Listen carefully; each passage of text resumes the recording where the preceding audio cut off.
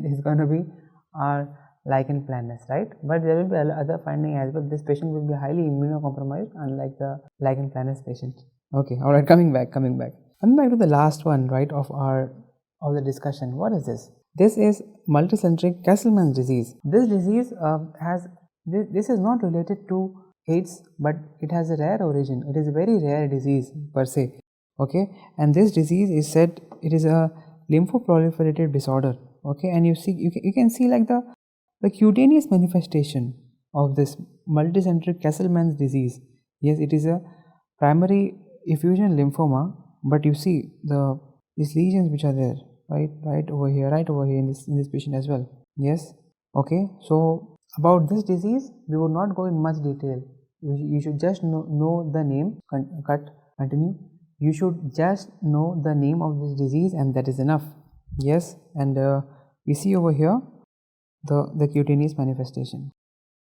Alright, so now we will be looking on to the HPV.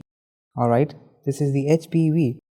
We are done with the whole list. So now let us go back and we'll just see where we are in the list. Okay, we are done with the herpes group. Alright, the whole group is done, all completed. Now we are right here. Okay, now we got the orientation right. Okay, now let us just continue with the video. Okay, fine. Talking about HPV, yes, so this is a DNA virus, it is not an RNA virus, yes, but the way how this breaches the skin is very interesting, okay, and that is the reason this is the most common one which causes warts. Yes, we will see extensive about warts, genital warts, planoplantar warts, and different types of warts are being caused just by this HPV. Alright, human papilloma virus. How does this happen is, first of all, we'll just go through that, and in the next slide I have the diagram of it as well. Alright, so it breaches the epidermis through trauma. It invaginates the skin, yes, and what it does is it hacks the nucleus, yes, and over there it stimulates the keratinocyte. Yes, there is hyperproliferation of the keratinocytes. Okay, that is the reason the lesions happen and there are these warts. Yes, so the HPV, it enters the body, yes, and over there it stimulates the keratinocytes, and then we have the wart. Okay, alright, something like that is being depicted right over here in the diagram. Okay, so over here I hope you can really appreciate the HPV virus. Yes, right here. So what this does is, when this virus is just on the intact skin, everything is okay, no problem. Yes, everything is fine. Yes, but the mayhem happens. It starts happen when there is a breach in the dermis, in the epidermis. Alright, when there is breach in the dermis, what happens is, now it has a way in. So what's going to happen is, you see, if you just compare the whole diagram, right, so this till here it is just a very normal finding. Okay, but over here This is where the hyperproliferation starts, because the keratinocytes are being stimulated by the HPV. Okay, so if you see over here, I'll just zoom it in, that I have drawn the nucleus as red, as a black. Okay, all right, but you see, the moment HPV enters, what's happening is, now you can see it is hacking the nucleus of the keratinocyte. Okay, and it is asking it to hyperproliferate. So that is the reason you see it is stimulating, and eventually you see we have these outgrowths.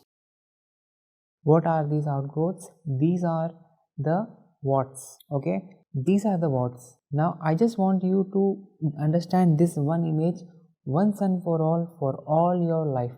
Yes, you should understand why this condition is happening in a patient, and why the virus is to be blamed, because it can hack the nucleus. All right, and it stimulates the keratinocyte. Okay, and in turn what this happens is, you see, like at the very end, they are being sent off from the skin.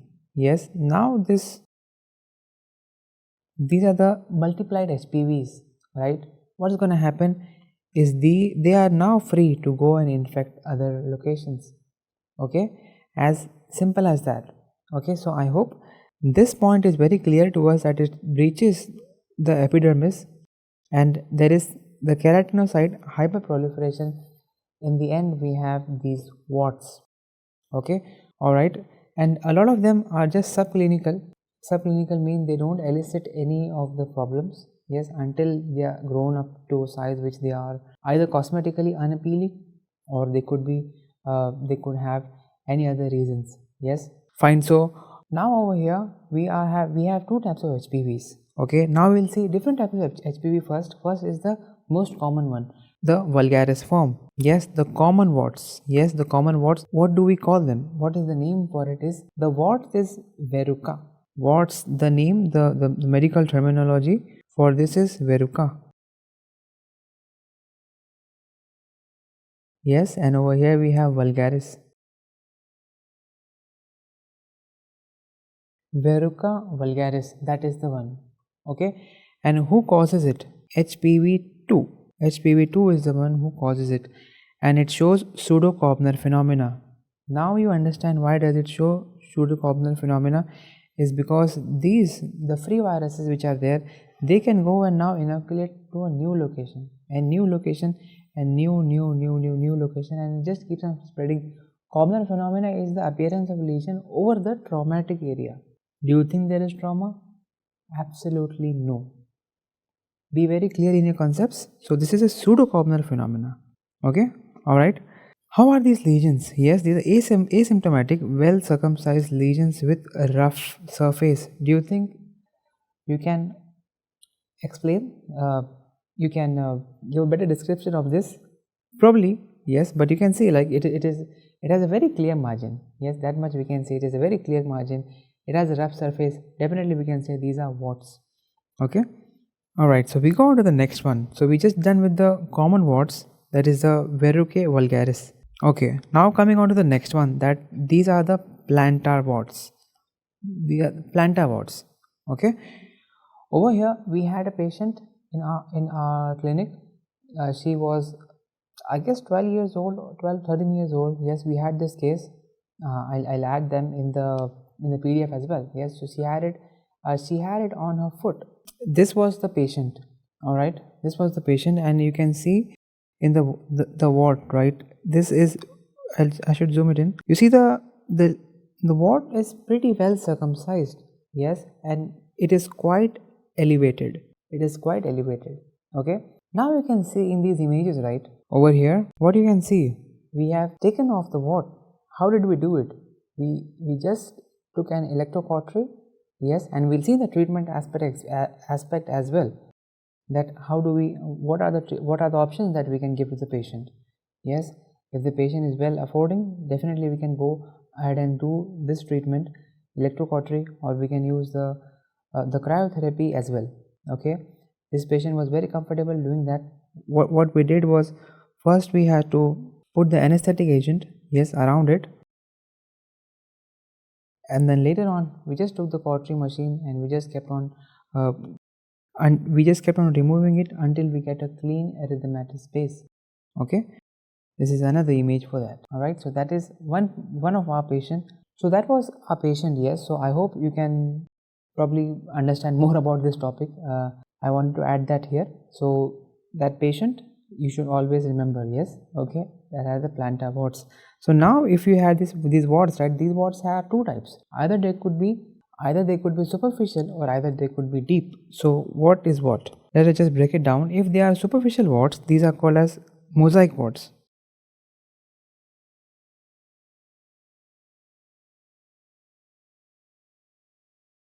If they are a deep wart, they are 𝗲𝗵𝗵𝗵𝗵.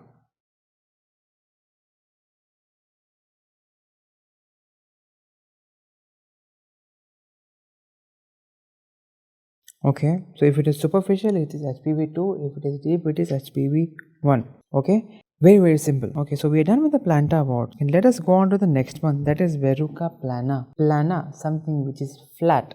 That is why, because of these findings, right, the names go. Let us just go on to the images straight up. How would you define? These are flat. Definitely these are flat. Do you think something is outgrowing? No, nothing, right? No, nothing over there. That is the reason we have these very peculiar finding. The plain lesions, the flat lesions are there. Okay, in verruca plana, these are the plain what? They have these.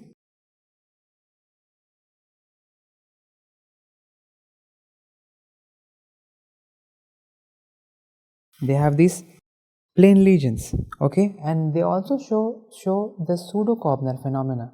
Okay, because whenever there is a 𝗲𝗲𝗶𝗵𝗺 phenomena, that image, right, should come in the mind very clearly. Okay, all right, which image? The diagram we just discussed about. Okay, nothing else. Filiform warts right here, which is happening on the eyelash. These are the one, right? These are filiform warts. Nothing much to talk about this. It is just like a condition. Okay, filiform warts. Periangual warts. These warts on the palms, yes, on the fingers, yes. But the thing about this is it has a very high recurrence rate. Okay, that is one point that we have to remember about this. Okay, periangual warts.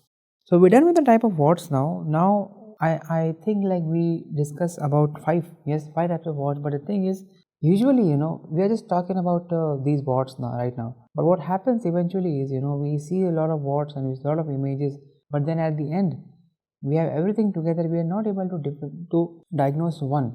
Like, okay, fine, what are the demarcation findings of one particular wart? So for that, what I've done is I've added some of these points right here. Okay, differential diagnosis for foot finding. Okay, I know in foot we read about mycetoma. Remember, we read about mycetoma, chromoblastomycosis. We read about sporothrix. Yes, all these findings were there.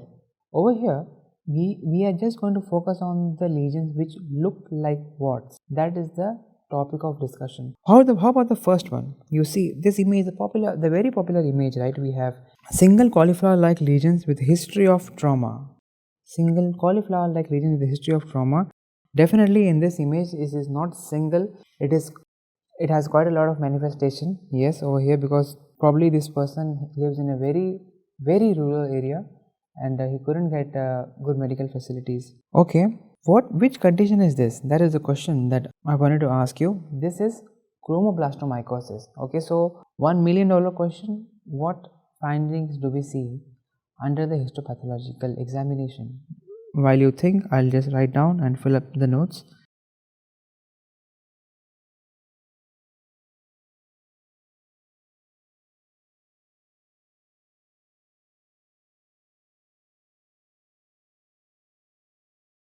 Alright, so we have chromoblastomycosis, and the answer was what? Copper penny bodies, the medlar bodies, yes, the sclerotic bodies. 3 words. Yes, 3 words are there. We discussed everything with the image and everything in the bacterial infection, in the fungus infection chapter, right? We just got done with that, and this is the next chapter we are doing. Okay, we go on to the next one. That is the sago grain appearance. Yes, sago grain appearance. We are reading about this word second time in this lecture. Yes, where did I say about sago green? Yes, Pompholix. You remember? Pompholix was the one where I used this word, that is sago green appearance. But did I mention about bleeding? No. This one has bleeding points. Okay. Alright, this one has bleeding points. So this is verruca. That is the common warts. Okay, common wart. Wart, when taken off, we will have a bleeding point. The supply of the wart will be there. Okay. Alright. The next one, this is a pretty interesting one. Yes, if you probably this is quite common. Maybe some of you guys might have had this, or maybe somebody might have had this. Yes, so what is this? Today we learn about why this is actually happening, why the whole mayhem is actually happening. Is, if I just enlarge the image and make you, yeah, right here. What is happening is everything is normal, there's no virus involved in it. Yes, but what's happening is there is hyperproliferation. Yes, the word is hyperproliferation. Yes, of the stratum corneum. Which is the stratum corneum? The one in the very base, right? Stratum corneum is the one on the very top layer. Yes, that is the one. Okay, so that has a nucleus or not? No, right? No nucleus. Okay, if there is nucleus, what do we say? Parakeratosis, right? The answer is parakeratosis. Okay, so I hope these terminologies are just incorporated in your DNA by now, because we have revised quite a million times. All right, so what are these called as? Very simple, these are called as corn. All right, these are called as corn. Okay, and yeah, and these are pretty common. How do we do it? Okay, we will take the same cautery machine. Yes, and we'll cauterize it. We will cauterize it, and we will just try to take the excess skin out. Okay, because of a very clear finding. Yes, we have in this patient. What is the finding? That when we press on the top of the corn, it is excessively painful. Okay, like that the person would be very comfortable. Like, he can live with it, no problem. He can live with the corn, no problem. But the moment you press it, the patient is uncomfortable. Okay, fine. He will like, doctor, please remove this. I don't want to face this same pain again. Okay. All right. Okay. So that is all about the clinical aspects. Yes. Now we'll go under the microscope. Yeah, and see what are the findings that we are supposed to know. Yes. If we take out a biopsy and put it under the microscope, what all things will we see? Fine, let us just start with that. This is the histopathology of the verruca. Pretty interesting. Okay, and you can see this amazing diagram. In the first place, the word I just want to hammer in your head right away is the coelocytosis. Let's just put it in blue. Okay, coelocytosis. Okay, so these are the cells. I'll just say you guys straight up, this is what we see. Okay, now how would you describe them? Okay, this is the normal dermis. Yes, this is the normal dermis, and over here you see, yes, these are the cells. Yes, these are the coelocytes. Okay, and what different thing do you have over here as compared to a normal TS? That is, you see, this is quite pronounced, right? This is quite pronounced. The elevation is quite high. Usually it should be like this. Yes, but the elevation is too much. So papillomatous elevation of the dermal papilla. All right, so these elevations are too high. Yes, as you can see in the diagram. Okay, and how about the blood vessels? You see, are they straight? Definitely not, right? They are tortuous. Yeah. And in the coelocytes, if you see the nucleus, you see the nucleus is very perfect? No, right? The nucleus is pycnotic. Yes, karyohexis, karyolysis, and pycnosis. Okay, pycnotic cell nucleus, which is zoom it in. All right, so these are the coelocytes that we just mentioned about. Okay, one thing is all well and done. All right, so how would you describe this? This would be enlarged vacuolated keratinocytes with prominent basophilic keratohyalin granules. Okay, as simple. Okay, so we mentioned over here, yes, what are these coelocytes? These are enlarged vacuolated keratinocytes with prominent basophilic keratohyalin granules. Okay, got it?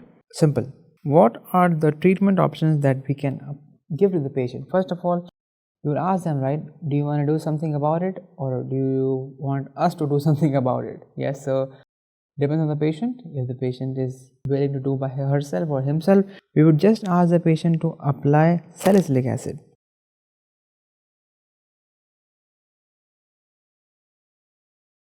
Simple, and it has good results as well. Okay, we will apply salicylic acid, and this is the drug of choice for common plantar warts. Yes, the vulgaris form and the plantar one, right? So this is the drug of choice for that. Yes, salicylic acid. Okay, for physicians, right? So if they say that no doctor, you just take this off, I don't want to, we don't want to be bothered about it, what you will do is you will just go ahead and provide these two options. This is the one that I did in our patient. Okay, cryotherapy, yes, and electrocautery. Cryotherapy, we have this very like a machine, like an agent, yes, a machine, yes, it is just it can be handheld, and we just point it to the wart and it releases a very cool gas, yes, and it just takes out the complete wart. Okay, all right, fine. What is the third line agent that we can use? This is the most interesting one of all the three. Okay, but this is not used in the common practice a lot, but still. Now what's happening is the skin over that affected wart, right, that is the one which is immunocompromised, only that part of the skin. Yes, so if we can just give some immunity to that specific skin, do you think it can help the skin to fight that wart and it will throw off the HPV? Do you think it can work? Definitely it can work, right? But now how will you give the immunity? That is another question. We would just inject the vaccine, the MMR BCG vaccine, right? You will just stimulate the immunity, yes, and it would just kill off all the HPVs over there. Okay, so we are just providing immunity to the body in the very localized area. Okay, interesting to learn, but not much commonly done. Okay, now we're done with all the type of warts. Yes, now we will go on specifically to anogenital warts. Okay, now we have this anogenital warts. Yes, what is this called as? This is called as condyloma acuminata. Condyloma acuminata, HPV 6 and 11. This is the question in itself, which is 6 and 11. What does acuminata mean? This means pointed. Okay, this means pointed. How is the transmission of this sexual route?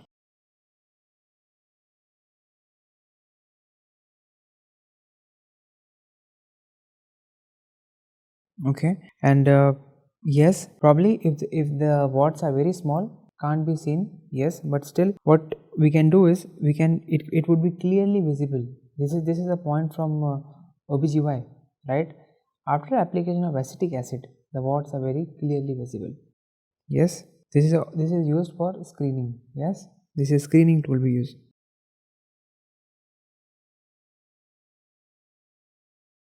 Okay,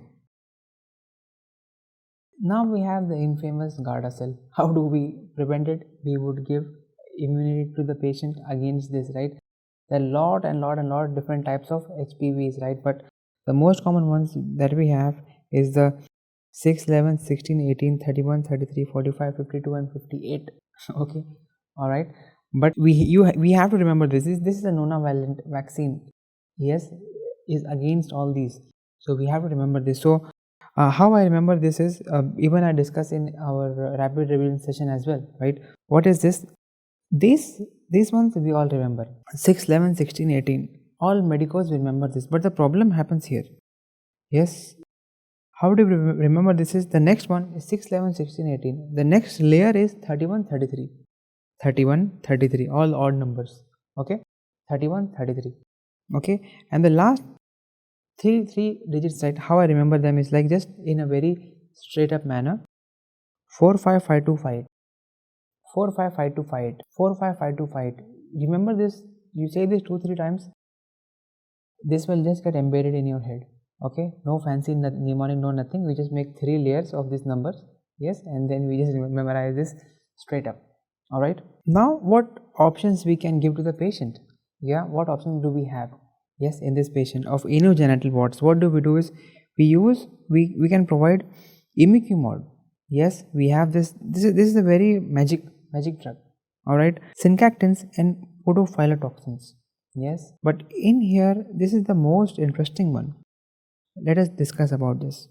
𝗵𝗵𝗆, well, how does this work? Is it increases the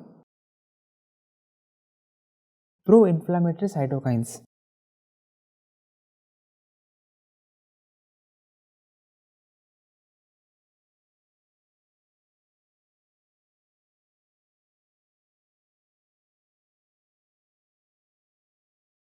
Okay, it increases the pro-inflammatory cytokines.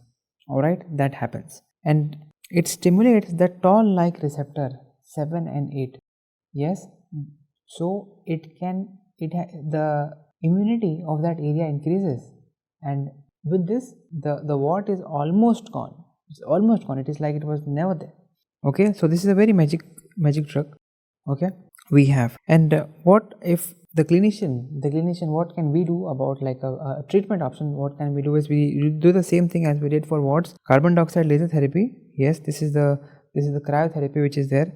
We have the trichloroacetic acid can be applied, and we can do surgery as well, like the electrocautery. Yes, simple electrocautery can be done. Alright, so we are done with the anogenital warts. Yes, now let us go on to the verruca carcinoma. This is the other giant cell condyloma, right? Cauliflower like appearance. Even the other one, the acuminata, the condyloma acuminata, even they had cauliflower like appearance. In the very later stage they developed this. Okay, so large cauliflower like appearance.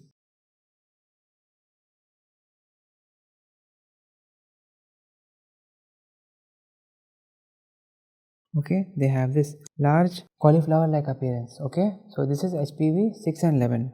Okay, alright, so let us continue with our discussion. Now we'll be starting about non-genital ones. Okay, non-genital warts. Okay, in the first one we see over here, it is epidermodysplasia verruciformis. Alright, EVD, epidermodysplasia verruciformis. Okay, this, let us just go on to the image, right? This is also called like this just looks like a bark of the tree.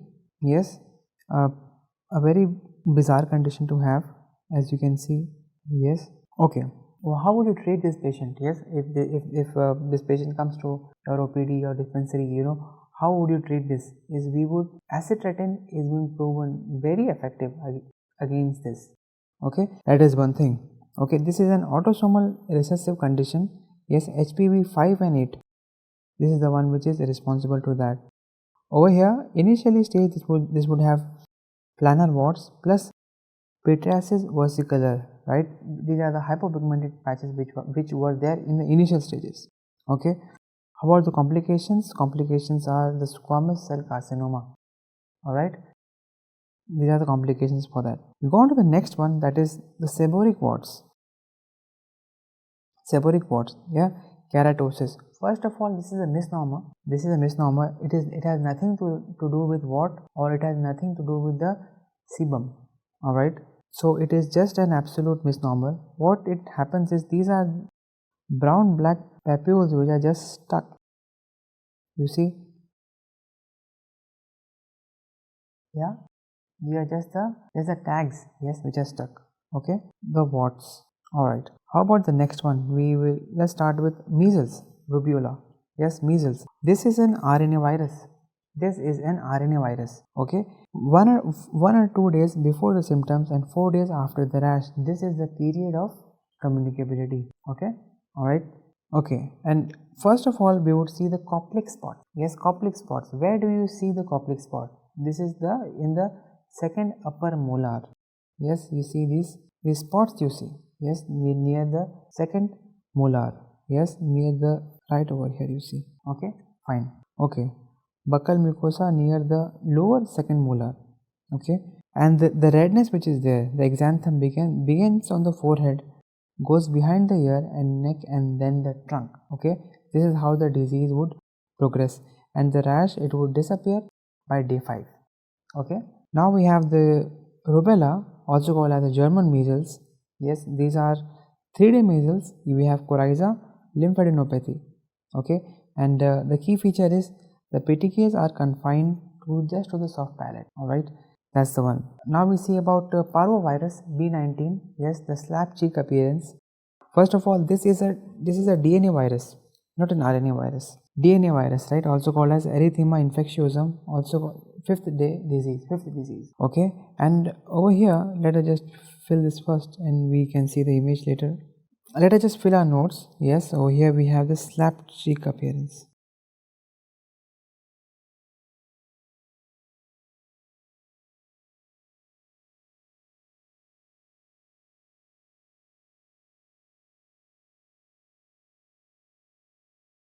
Right here we see this young angel, right? We see this, so he's so happy.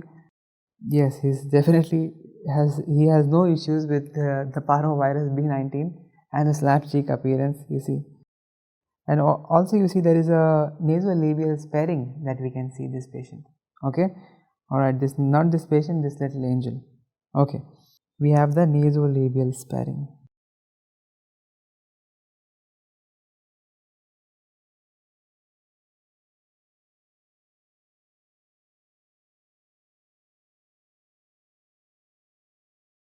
Okay, fine. How about, let's go on to the next one, that is the molluscum contagiosum.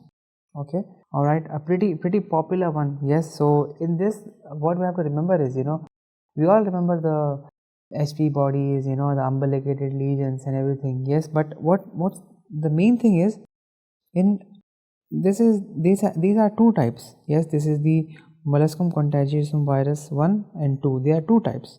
Yes, in this one, and the one is the most common one, which happens in children's. Okay, yes, and the second one, this happen in adults, and this is a sexually transmitted one. Okay, all right, where do we see it? We see it in the urogenital area. Okay, and you see about the warts. Yes, you see these are the umbilicated lesions that we see. Okay, fine. They also show 𝗲𝗵𝗵𝗵𝗵 phenomena. Okay, what is it? It is auto inoculation, that this one lesion would go here, it would go here, and this would go probably here and here, and this will infect this one, this will infect this one, and the cycle goes on. Okay, all right. What treatment options do we have? Yes, the transmission is from skin to skin, and what is the incubation period? Is from 2 weeks to 6 months.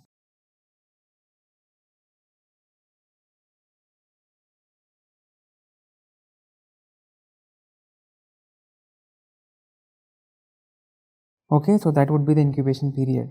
Yeah, and how about the clinical presentation? This is very classical, that shiny pearly white umbilicated papules. Yes, shiny white purple umbilicated papules. Okay, this shows 𝗲𝗵𝗵𝗵𝗵 phenomena, autoinoculation. We just discussed that point. In the histopathological image, yes, we see hyaline bodies, and also this is the classical point of this. These are the Henderson-Peterson bodies, the HP bodies.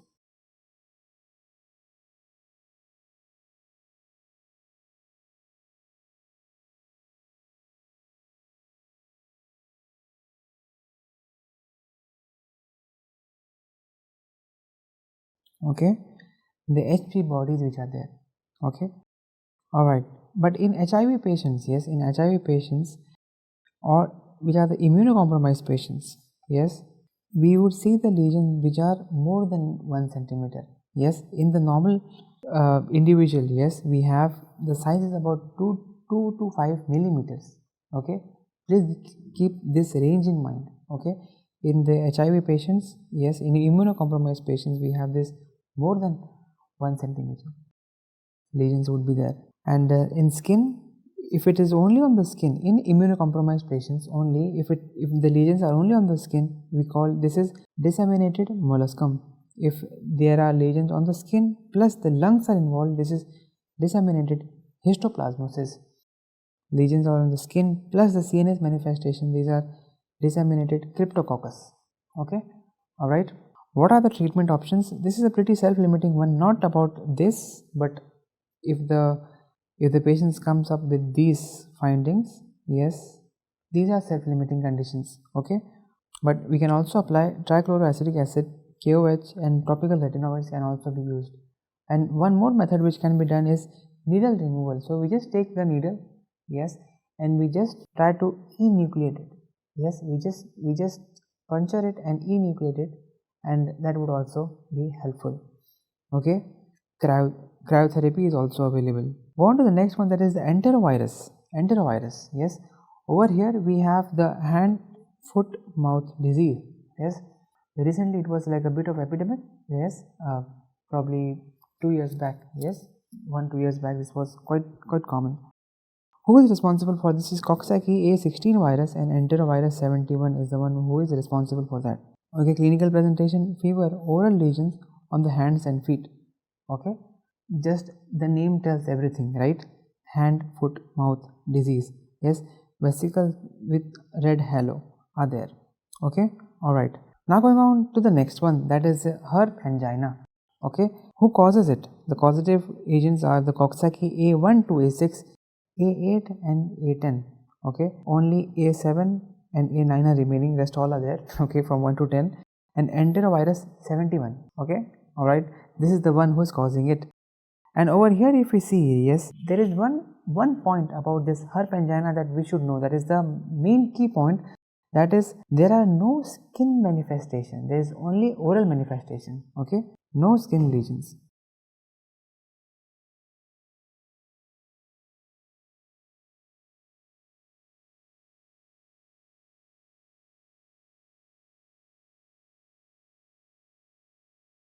Okay, simple, there are no skin lesions. Okay, so if there are no skin lesions, okay, fine, so how can we get to it? You know, what are the other thing, you know, which is very peculiar to it? These are the papillovesicular ulcerative lesions. Papillovesicular ulcerative lesions, you see right here, you see this, these are the ones, yes, are very classical for herpes angina in the posterior oropharynx. Okay, in the posterior oropharynx you would have this anterior, this posterior one you would have it. Okay, alright, so that is all about herpes angina. So that is all about viral skin infections. So I hope I did cover the whole topic. Yes, and definitely this is a pretty important one, right? Because we discussed the histopathology, some of the pathology, and a lot of dermatology in it as well. Yes, I hope it was a good lesson for you guys. Thank you so much for giving your time, and have a great day.